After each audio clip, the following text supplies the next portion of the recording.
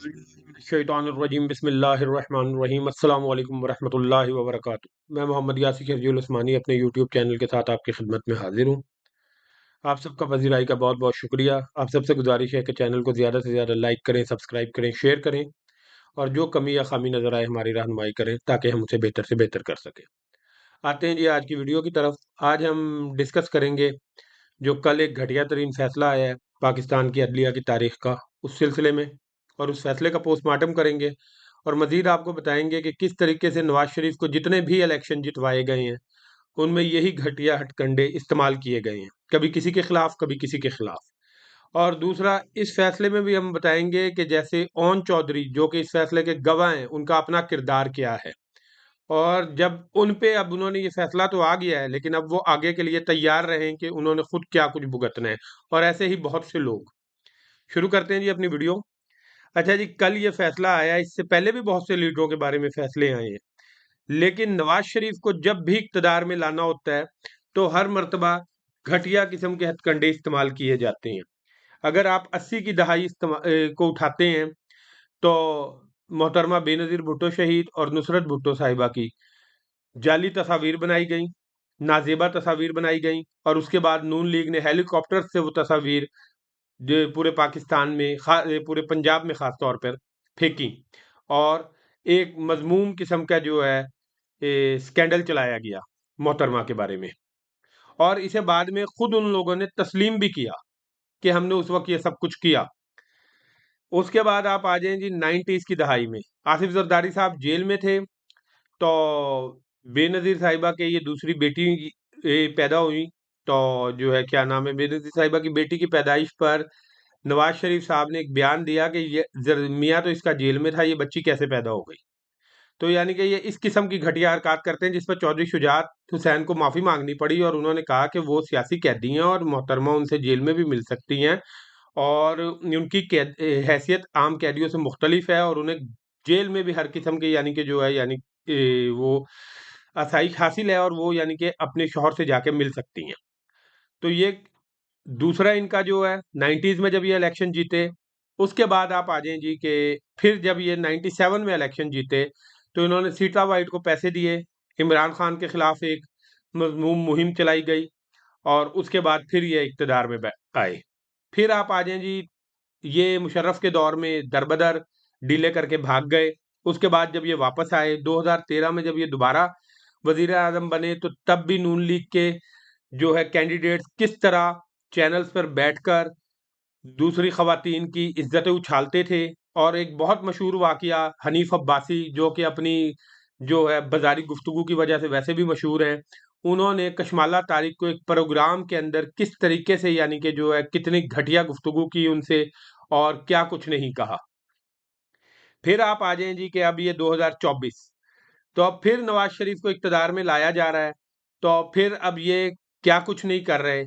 बकौल वही असदुल्ला खान साहब की बात बड़ी ज़बरदस्त कि इनको कुछ मिल तो रहा नहीं, तो इनकी सारी सियासत और सब कुछ जो है इमरान खान के औज़ारबंद के गिर्द घूम रही है। तो अब ये बुशरा बीबी को गंदा कर रहे हैं, यानी कि आज तक कभी शायद इस हद तक नहीं गिरे थे हम लोग कि हमारी अदालतों में किसी खातून के बारे में सवालात हों, और उनके यानी कि मेंस्ट्रुअल सिस्टम के बारे में क्वेश्चन हो, और इद्दत जैसे यानी कि जो है नाजुक मौजू पर घटिया किस्म के सवालात किए जाएं, और फिर यानी कि उनको जवाब बनाकर एक घटिया तरीन फैसला दिलवाया जाए। जबकि इसी सिलसिले में शरई कोर्ट का एक फैसला मौजूद है जिसकी आपके बहुत से उलमा तौसीक करते हैं आपके मुल्क के, कि इद्दत की मुद्दत 39 दिन भी हो सकती है, और सलमान अकरम राजा साहब ने इस केस में बड़े जबरदस्त दलाइल दिए है, जिसके बाद फैसले की कोई गुंजाइश ही नहीं थी। इरफान कादिर साहब जैसे नाकिद इमरान खान के भी यही कह रहे थे कि इस केस में इमरान खान और बुशरा बीबी के खिलाफ फैसला आ ही नहीं सकता, लेकिन उसके बावजूद फैसला आया, जबकि सलमान अकरम राजा ने उस फैसले की रोशनी में वाज़ेह किया कि अगर खबर मानेका की बात को मान भी लिया जाए तो फिर भी तलाक की डेट के बाद यानी कि 40-42 दिन बनते हैं, और इद्दत की मुद्दत 39 दिन भी हो सकती है उस फैसले की रोशनी में। और इस्लामाबाद हाई कोर्ट ने भी अपने उसमें जो है ये कहा कि जी इद्दत की मुद्दत 39 दिन भी हो सकती है। लेकिन हर चीज को पसे पुश डालकर सिर्फ एक मजमूम मकसद कि किसी भी तरह इमरान खान को इक़्तिदार से बाहर रखा जाए और उसके वोटर्स को डिमोटिवेट किया जाए। लेकिन ये सारी तदबीरें नाकाम होंगी। इमरान का के इरादे मजीद से मजीद मुस्तहकम हो रहे हैं और वो इमरान को वोट देने के लिए मजीद पुरज़म है। और 8 फरवरी तब्दीली का दिन होगा। अगर टर्न आउट 60% प्लस हुआ तो ये देखेंगे कि इनके सारे बुर्ज उलट जाएंगे और लोगों को निकलना होगा। अगर आप लोग ना निकले तो ये अपने उस गंदे मकसद में कामयाब हो जाएंगे। अच्छा, उसके बाद आप देखें जी कि इस केस में ओन चौधरी गवाह है। ओन चौधरी गवाह बन गया है, लेकिन उसने अपने लिए ये नहीं सोचा जब मुस्तकबिल में यही कीचड़ उस पे उछलेगा। ओन चौधरी ने अपने किरदार के बारे में नहीं सोचा। उनकी अपनी मोहतरमा जो बीवी है मोहतरमा, उन्होंने पहले ओन चौधरी से शादी की, फिर ओन चौधरी ने तलाक दे दी, फिर उनके ख़त्म, फिर इन्होंने दोबारा शादी करने के लिए हलाला करवाया और अब वो दोबारा ओन चौधरी की बीवी हैं और इस्तेहकाम पार्टी की जो ख़वातीन मेंबर्स की लिस्ट भी है, उसमें भी उनका नाम पहले या दूसरे नंबर पे है। तो ओन चौधरी साहब को सबसे पहले अपने गिरेबान में झांकना चाहिए था। इद्दत के केस में तो शायद कोई फैसला, लेकिन जो प्लैंड हलाला है वो तो हर लिहाज से इस्लाम में हराम है।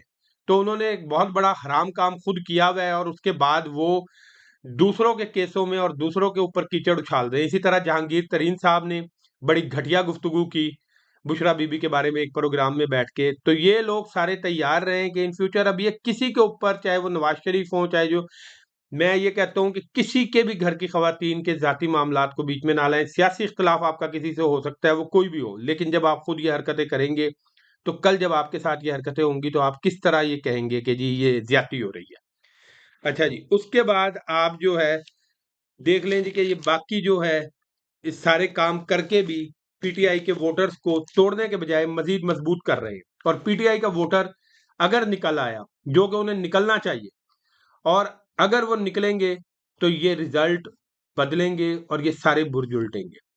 और इसके अलावा ओवरसीज के लिए खास तौर पर पैगाम है, बार बार मैं अपनी वीडियोस में दे रहा हूं कि आप लोग जो भी आपके पाकिस्तान में अजीजों करीब दोस्त और दूसरे सब कुछ हैं, उनको बार बार मैसेज करें, उन्हें उनके इलाकों के जो पीटीआई के कैंडिडेट्स के बारे में बताएं, उनके निशानात के बारे में बताएं, ताकि वो अपना वोट कास्ट करें। और आप में से जो लोग पाकिस्तान आ सकते हैं वो पाकिस्तान आकर अगर उनका वोट पाकिस्तान में है तो कास्ट करें। आपका किरदार बहुत अहम है और आपने ये किरदार निभाना है। और इमरान खान को जेल से बाहर लाने का यही वाहिद तरीका है, वोट के जरिए तब्दीली लाना।